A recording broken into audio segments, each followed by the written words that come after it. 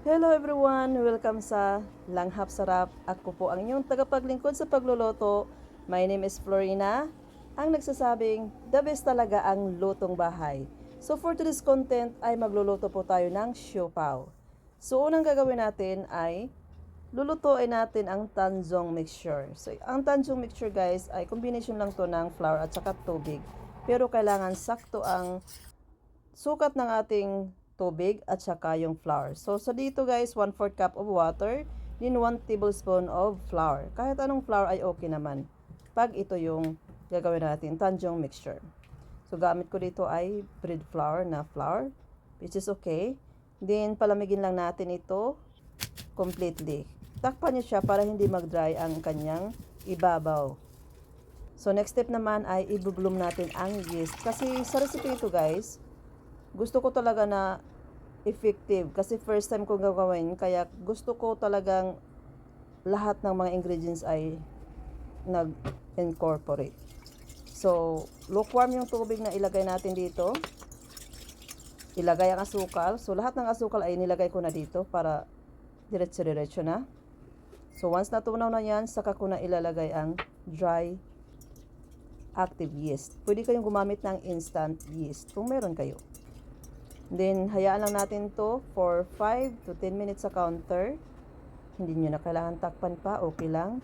Ayan, so ganito ang itsura pag nag-activate na, parang bumubula-bula na siya. So, I just gave a quick mix or stir para lang, iwan ko, gusto ko lang. Then, ilagay na natin ang asin,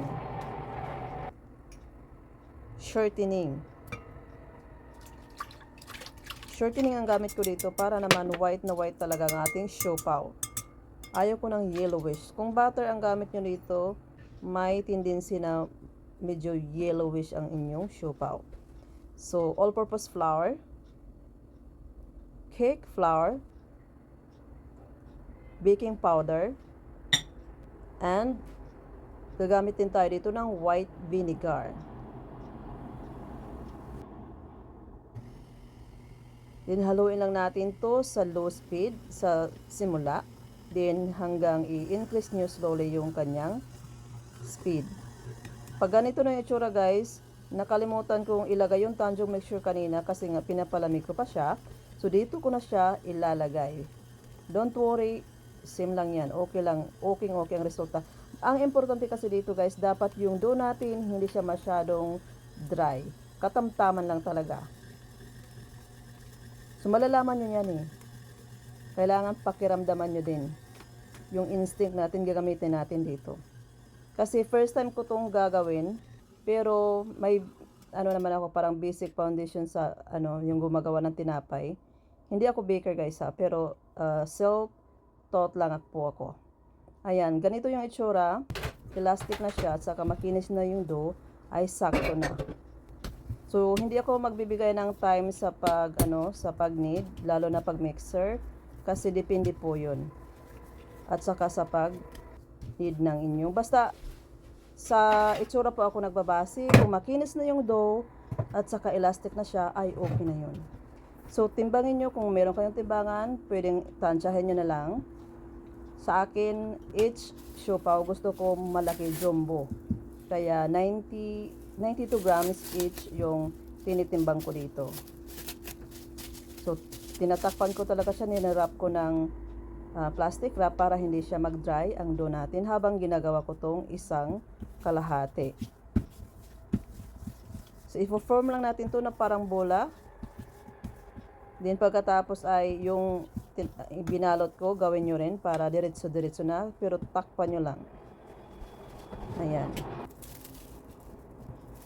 So, habang ginagawa ko to guys, yung sinasabi ko kanina na i-reveal ko ang palaman at the end of this video kasi sa Facebook page, pinapahulaan ko po kung ano ang laman ng aking siopaw. Kung ano yung palaman, I mean. Then, walang nakahula. Mostly asado yung mga nila. Hindi nila akalain na pansit bihon pala ang palaman ng aking siopaw. Meron kasi yung guys, memories para sa akin. Kasi noon, nung bata pa ako, kung may handa kami guys, sometimes talagang walang-wala guys. Nakatira kami sa bukid namin, sa bulubundukin. Masaya na ako pag meron kaming bihon and saka loaf bread, yung tinapay na slice. So, ang ginagawa namin pag meron kaming leftover na bihon at saka yung tinapay, pinapalaman namin yung bihon sa tinapay at saka nagkakape kami, black coffee. Ang sarap nun guys.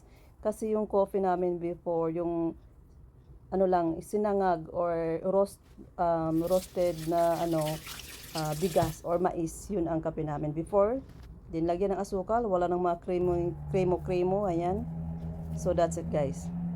Kaya naman walang nakahula. So ito na nga, pansit bihon ang palaman natin.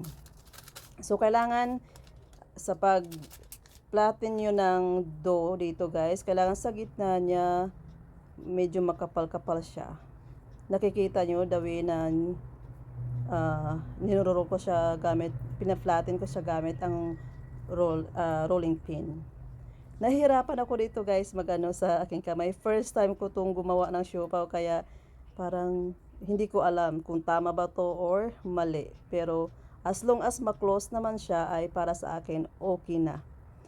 Kung magkakataon na hindi ma-close, nag-o-open yung yung dough or yung siopaw, basain nyo lang siya ng tubig konti guys, kasi masyadong dry na yun. Kaya hindi siya nagsisild.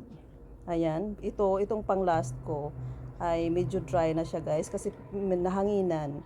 Open pala yung hindi ko siya masyadong natakpan. Pero okay lang. Chok lang. Ganyan lang guys, charot. So, at this time, i-rest natin siya mga 20 minutes lang. Kasi tutubo to. Believe me, kasi nga meron tayong baking powder na ginamit dito. Basta high heat lang. High heat for 15 to 20 minutes. So, i-high heat nyo siya for 15. Then, pagka 5 minutes remaining time, i-adjust nyo na siya sa low heat, sa medium heat, hanggang sa maluto. Yun lang guys. Sana nagustuhan nyo ang recipe ito. Huwag nyo pong kalimutan mag-subscribe sa aking YouTube channel para updated kayo sa mga bagong videos. Shout out nga pala sa mga taga Agusan del Sur at saka sa mga taga Surigao del Sur at saka sa aking mga kaibigan guys na nanonood dito. Ayan, so habang mainit pa nga ito ay kailangan ko siyang paghiwalayin kasi pag malamig na to, titigas na. Kaya, ayan. Ito na guys. Medyo mainit-init pa to pero charan!